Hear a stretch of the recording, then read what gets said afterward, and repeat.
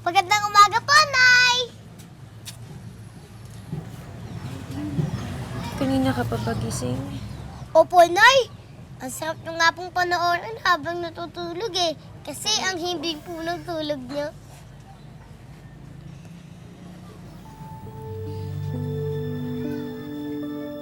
Wala kang pwedeng gawin para mapalitan tong sakit na nararamdaman ko sa pagkawala ni Blanca. Si Blanca lang ang gusto ko. Siya lang ang paborito ko dahil siya lang ang tanging anak ko. Alam ko, mas mahal niyo po sa Ate Blanca. Pero kahit ganun, hindi pa rin po ko titigil.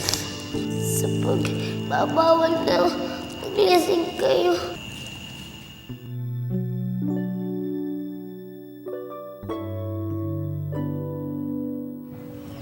Pasensya ka na sa akin kagabi, ha?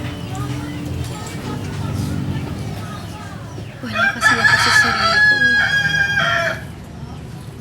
Kung meron man akong nasabi na ikinasama ng loob mo, patawarin mo po. Okay lang po yun, Nay.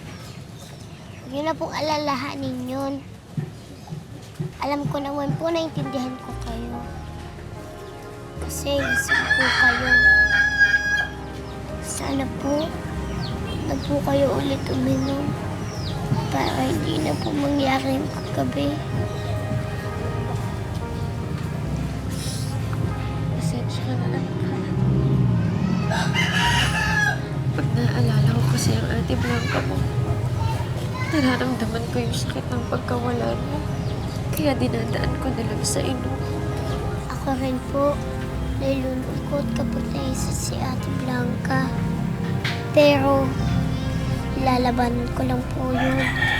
Ikaw po, kaya niya din po yun nang walang alak.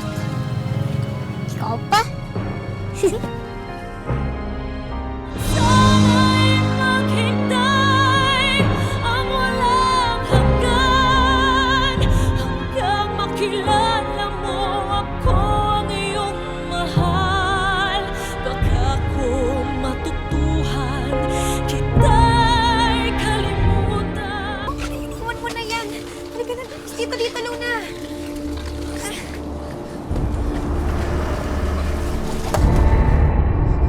Nay!